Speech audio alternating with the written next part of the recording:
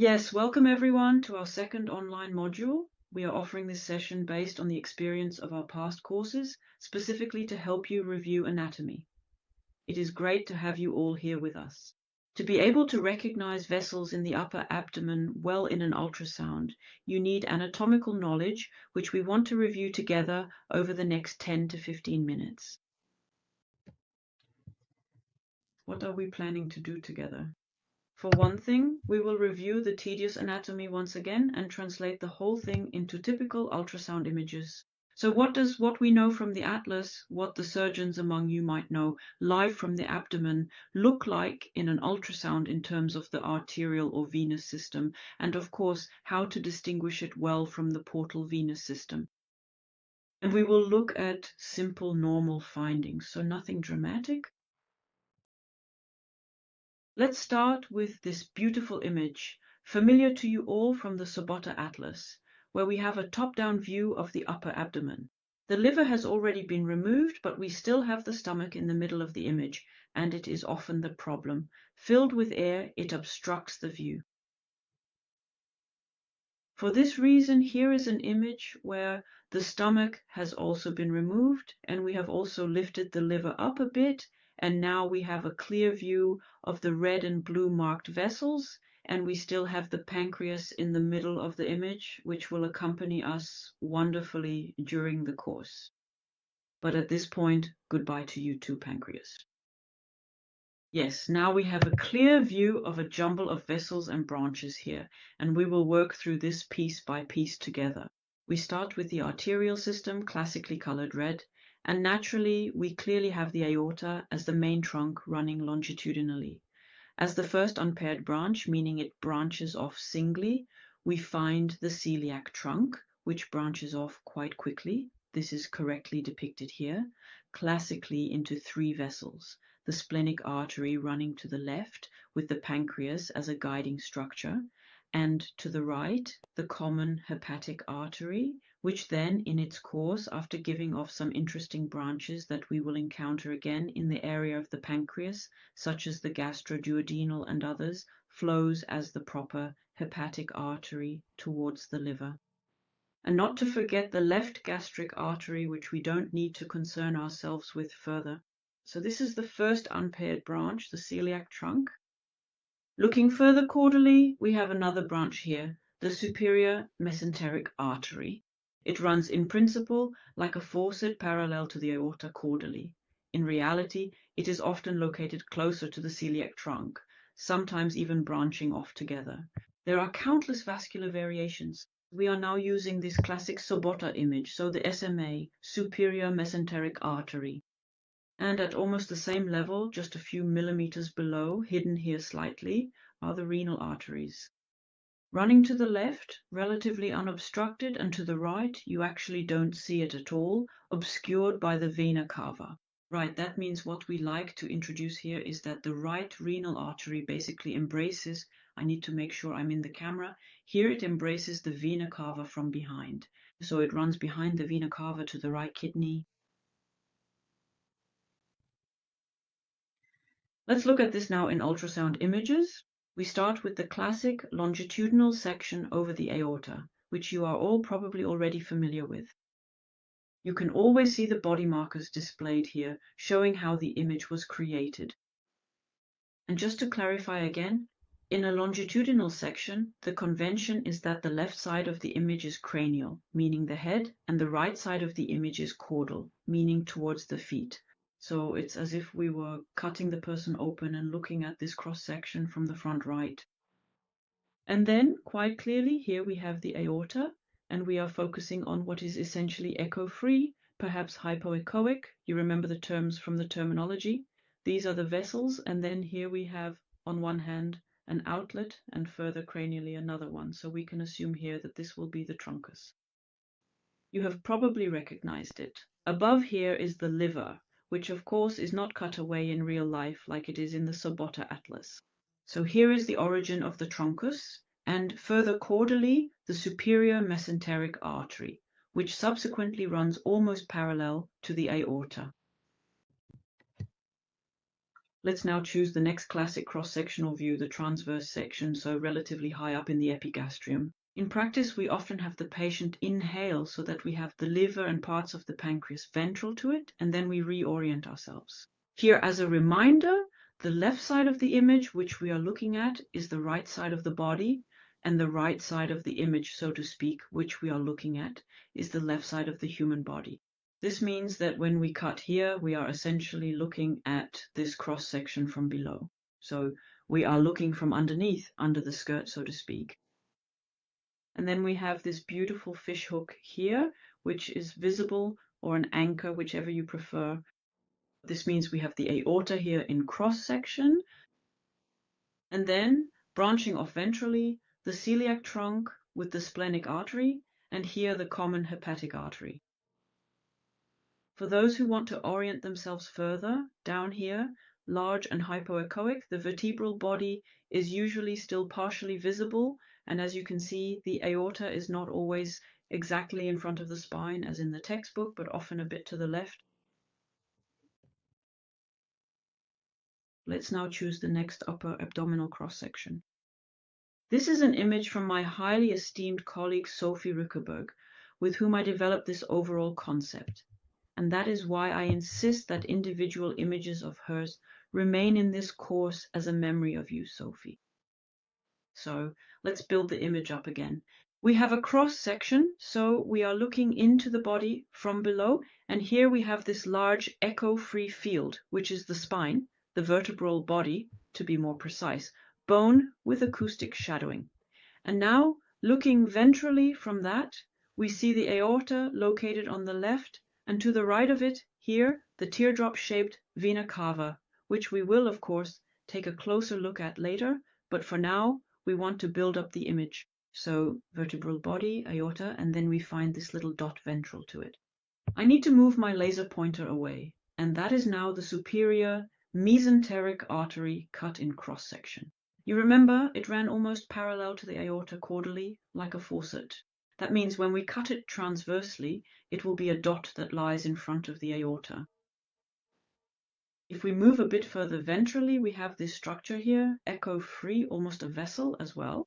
We will characterize this further as we go along. I'll let you know in advance, it's the splenic vein, but we are in the arterial system, SMA.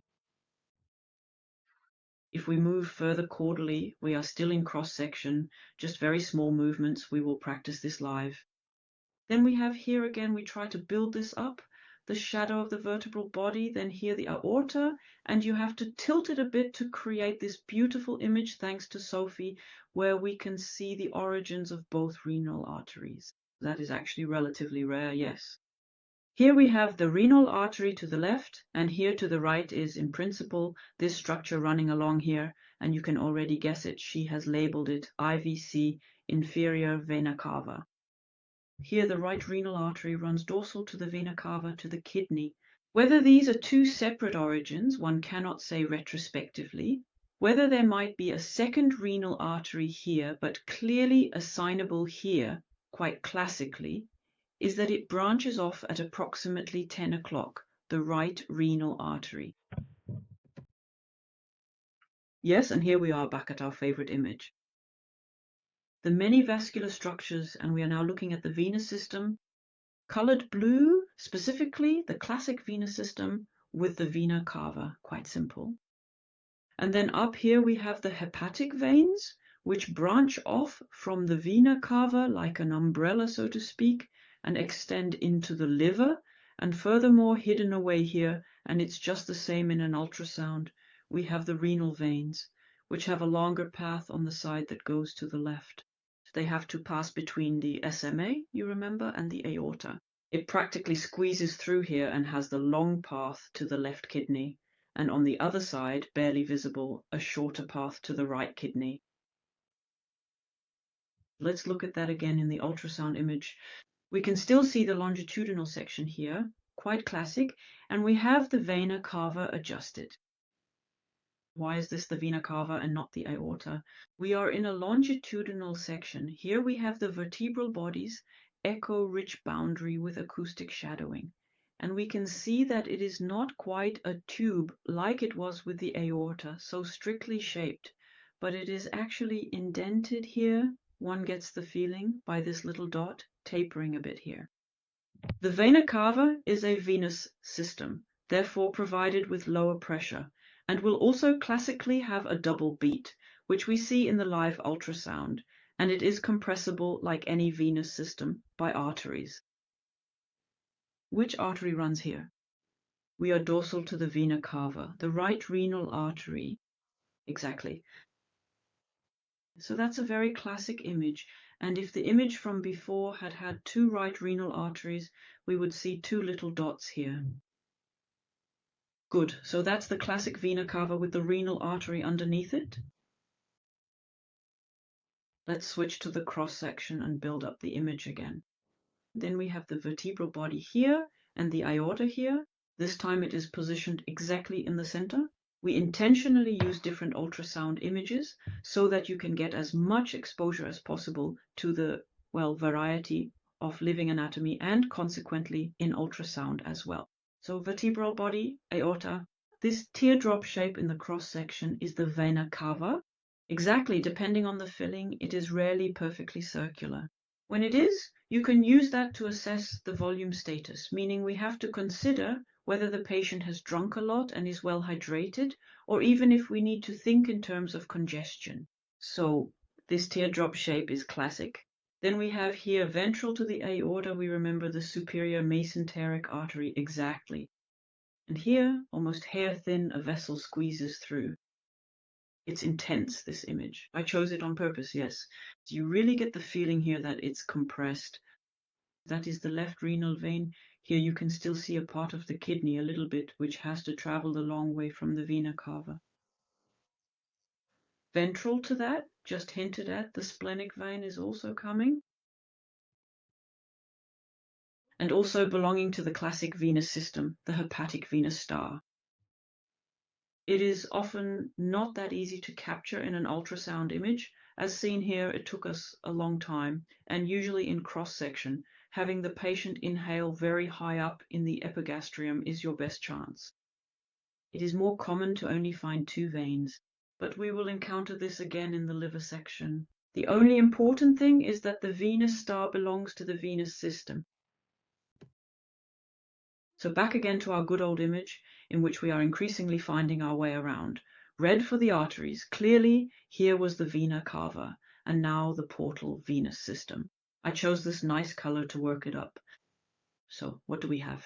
We have a confluence here, a confluence well known to you. And this confluence is formed by the splenic vein, which runs here as a guiding structure along the pancreas towards the spleen. Then we have the inferior mesenteric vein here, quite far laterally, so even further to the left than the aorta. And then here, well, often not so easy to delineate precisely in an ultrasound. And then we also have the superior mesenteric vein here, a very important structure. It actually unites with the splenic vein at the confluence and then forms the portal vein here, which flows into the liver, helps us orient ourselves there within the liver, and ultimately, of course, brings the blood from the gastrointestinal tract. We return to ultrasound images and remind ourselves. We are building the image. Many black echo-free structures can be seen here now. Vertebral body, always a safe bet. We can almost always see that far.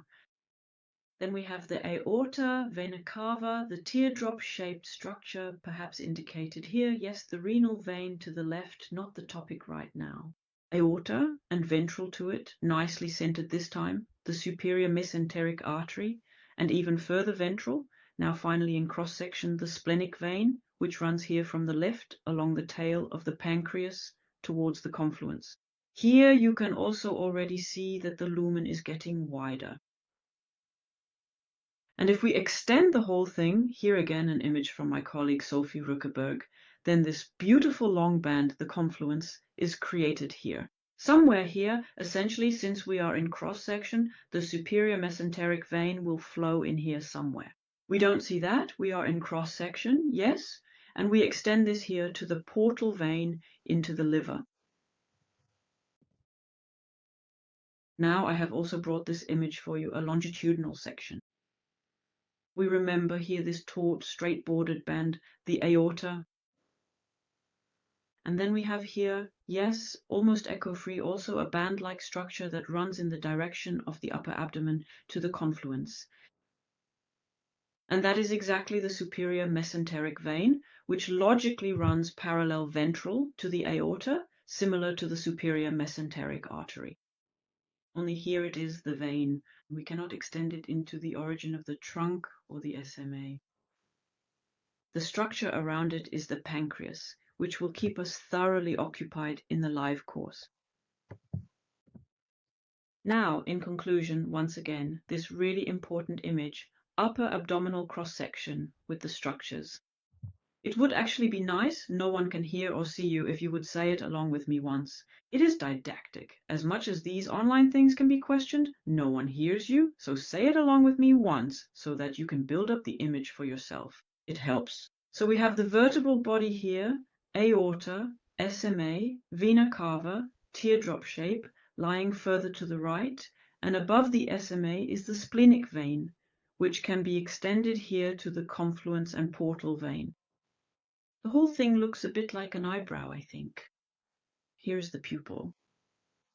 And if you want to stylize it even further for educational purposes, you can imagine that, in principle, you are looking for 4 black holes, i.e. 4 vessel holes with which you can orient yourself above the vertebral body. Aorta, vena cava, SMA, confluence. And with these beautiful, colorful circles, I would like to say goodbye. You see, with anatomy, time flies, and we will hopefully see each other again at the live course, where we can practically repeat all these details together and hopefully burn them into our memory forever as good guiding structures for orientation in the abdomen. Until then, goodbye.